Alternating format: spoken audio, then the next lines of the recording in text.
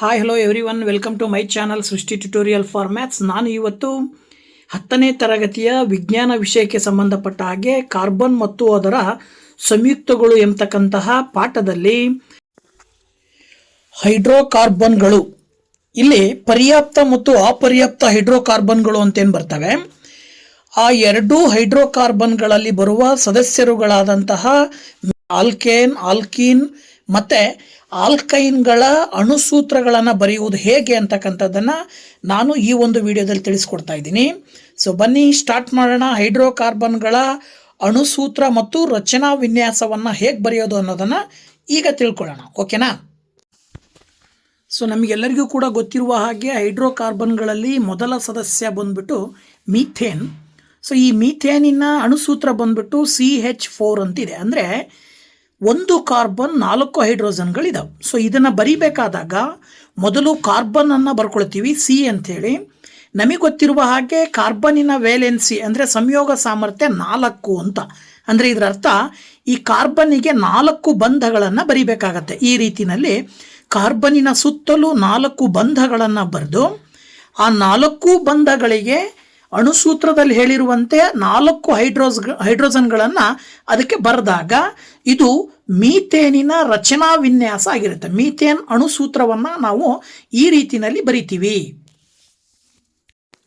ಇನ್ನು next second member ethane ಅಂಥೇಳಿ. ಈಥೇನಿನ ಅಣುಸೂತ್ರ C2H6. ಅಂದರೆ 2 ಕಾರ್ಬನ್ನು 6 ಹೈಡ್ರೋಜನ್ ಅಣುಗಳ ನಡುವೆ ಬಂಧವನ್ನು ಏರ್ಪಡಿಸಿಕೊಂಡು ಈಥೇನ್ ಅನ್ನುವಂತಹ ಸಂಯುಕ್ತದ ರಚನೆಯಾಗಿದೆ.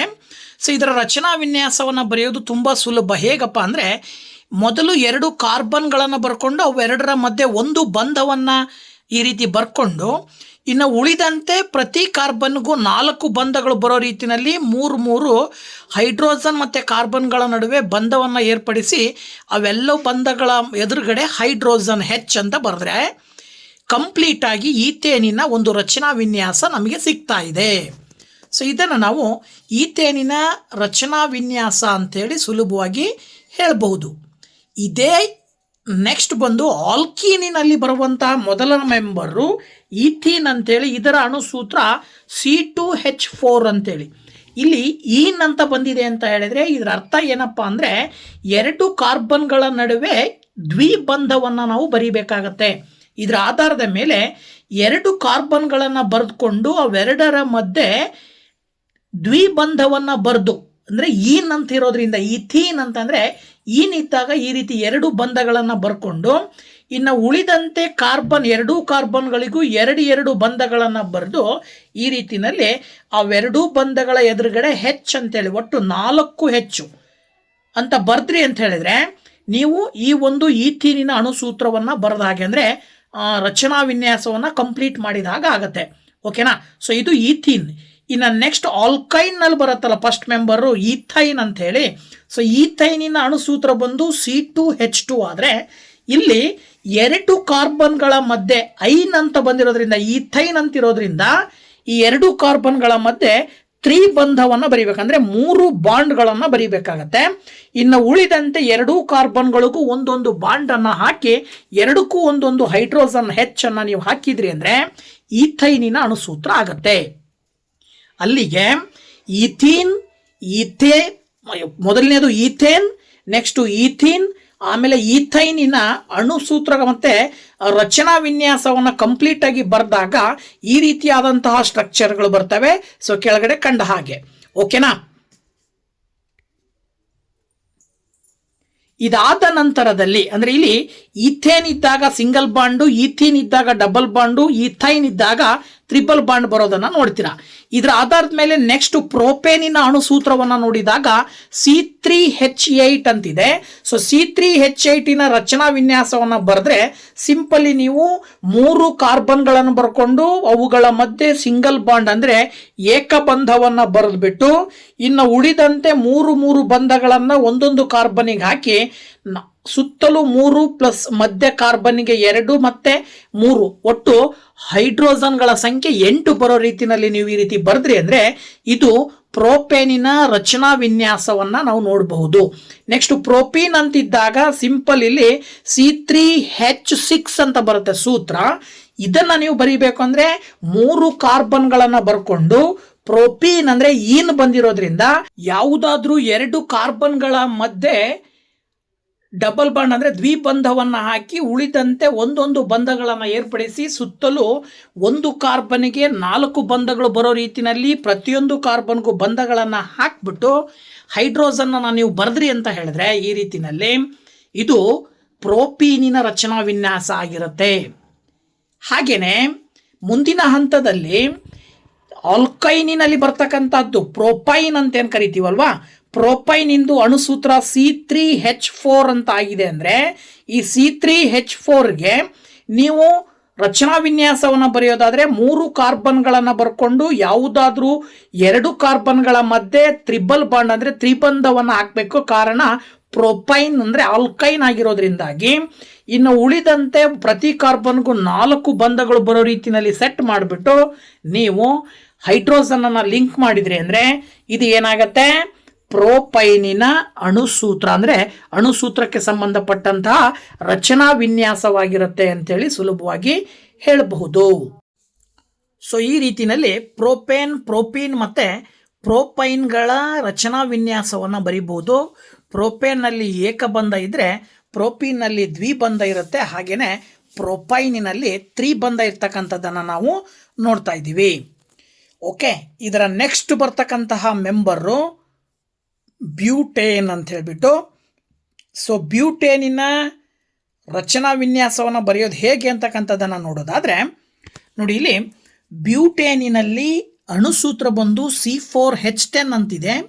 ಸೊ ಈ ಒಂದು ಅಣುಸೂತ್ರವನ್ನು ಹೊಂದಿರುವ ಬ್ಯೂಟೇನಿನ ರಚನಾ ವಿನ್ಯಾಸ ಬರೀಬೇಕಾದ್ರೆ ಸಿಂಪಲಿ 4 ಕಾರ್ಬನ್ಗಳ ಮಧ್ಯೆ ಏಕಬಂಧಗಳನ್ನು ಬರೆದ್ಬಿಟ್ಟು ಪ್ರತಿ ಕಾರ್ಬನ್ಗೂ 4 ಬಂಧಗಳು ಬರೋ ರೀತಿಯಲ್ಲಿ ಬರೆದು 3 ಹೈಡ್ರೋಜನ್ಗಳು, ಕೊನೆಯ 2 ಕಾರ್ಬನ್ಗಳಿಗೆ 3 ಹೈಡ್ರೋಜನ್ ಬಂದರೆ ಮಧ್ಯದಲ್ಲಿರುವ ಕಾರ್ಬನ್ಗಳಿಗೆ 2 ಹೈಡ್ರೋಜನ್ ಬರುತ್ತೆ.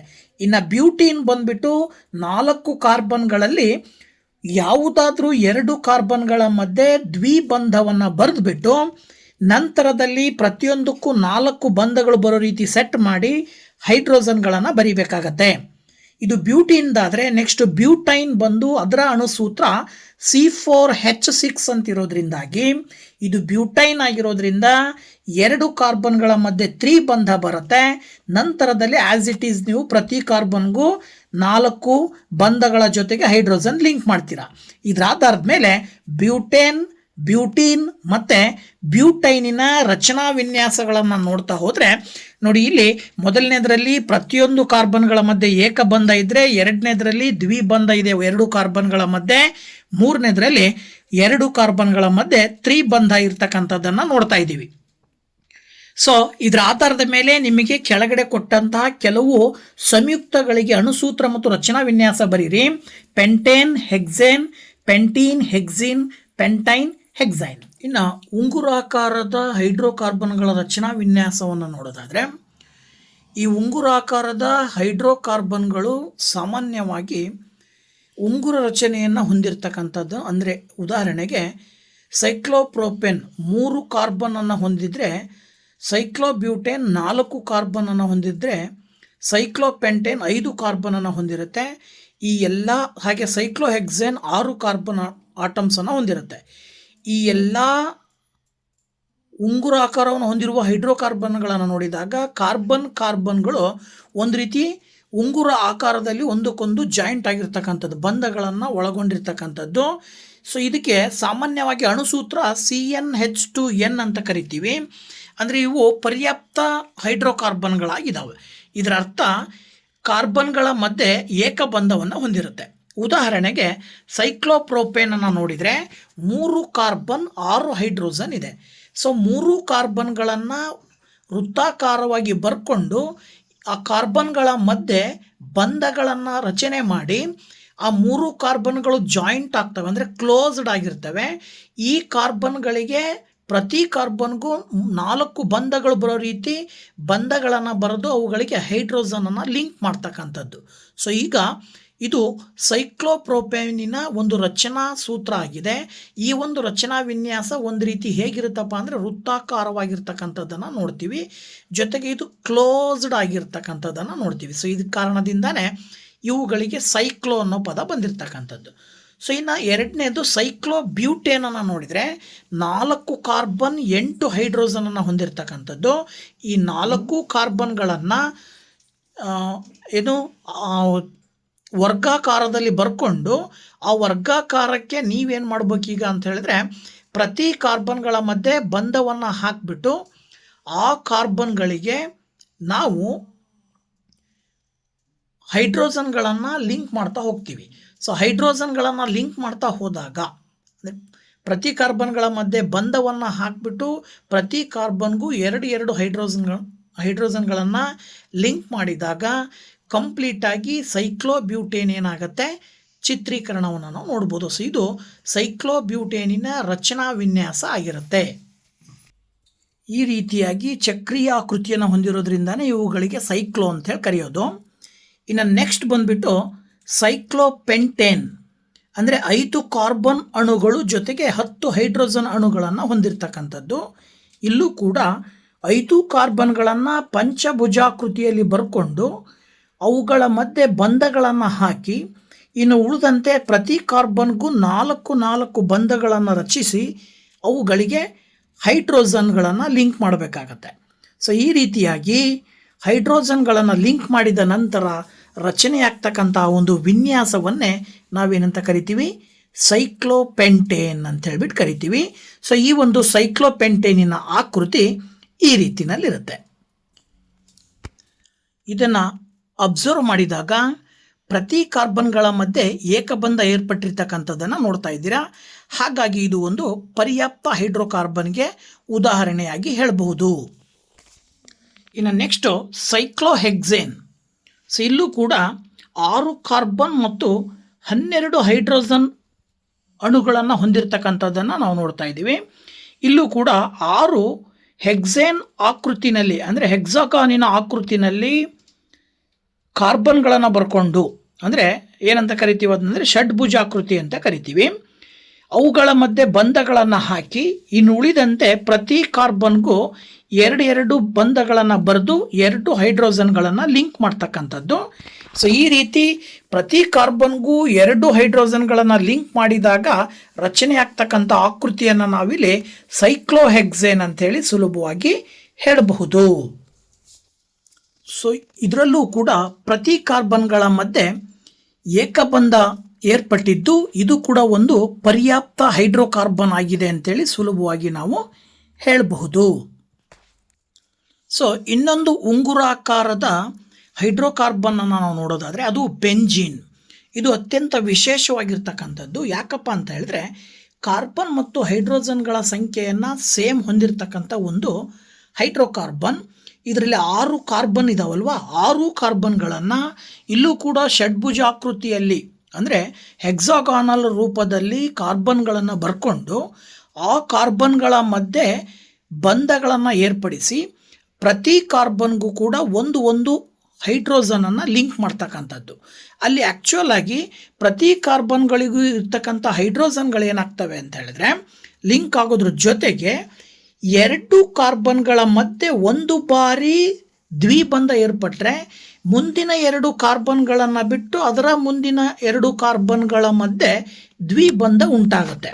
ಅಂದರೆ 2 ಕಾರ್ಬನ್ಗಳ ಮಧ್ಯೆ ಏಕಬಂಧ, ಇನ್ನು ಮುಂದಿನ 2 ಕಾರ್ಬನ್ಗಳ ಮಧ್ಯೆ ದ್ವಿಬಂಧದ ರೂಪದಲ್ಲಿ ಬಂಧಗಳ ರಚನೆಯಾಗೋದ್ರಿಂದಾಗಿ ಇಲ್ಲಿ 2 ಬಂಧಗಳು 2 ಕಾರ್ಬನ್ಗಳ ಮಧ್ಯೆ ಬರ್ತಾ ಇದೆಯಲ್ವಾ, ಹಾಗಾಗಿ ಇದನ್ನು ನಾವು ಅಪರ್ಯಾಪ್ತ ಹೈಡ್ರೋಕಾರ್ಬನ್ ಅಂತೇಳಿ ಕೂಡ ನಾವು ಹೇಳ್ತೀವಿ. ಯಾಕೆ ಅಂದರೆ ವೆರಿ ಸಿಂಪಲ್, 2 ಕಾರ್ಬನ್ಗಳ ಮಧ್ಯೆ ದ್ವಿಬಂಧ ಅಂದರೆ ಒಟ್ಟು 3 ಬಾರಿ ದ್ವಿಬಂಧ ಬರುತ್ತೆ, 3 ಬಾರಿ ಏಕಬಂಧ ಏರ್ಪಡುತ್ತೆ. ಸೊ ಹೀಗಾಗಿ 3 ಬಾರಿ ದ್ವಿಬಂಧ ರಚನೆ ಆಗೋದ್ರ ಮೂಲಕವಾಗಿ ಕಂಪ್ಲೀಟಾಗಿ ಕ್ಲೋಸ್ಡ್ ಫಿಗರ್ ಫಾರ್ಮೇಷನ್ ಆಗುತ್ತಲ್ವಾ, ಇದರಲ್ಲಿ ಫಾರ್ಮೇಷನ್ ಆದಂಥ ದ್ವಿಬಂಧಗಳ ಕಾರಣದಿಂದಾಗಿನೇ ಇದಕ್ಕೆ ಅಪರ್ಯಾಪ್ತ ಹೈಡ್ರೋಕಾರ್ಬನ್ ಅಂತೇಳಿ ಕರಿತೀವಿ. ಓಕೆನಾ?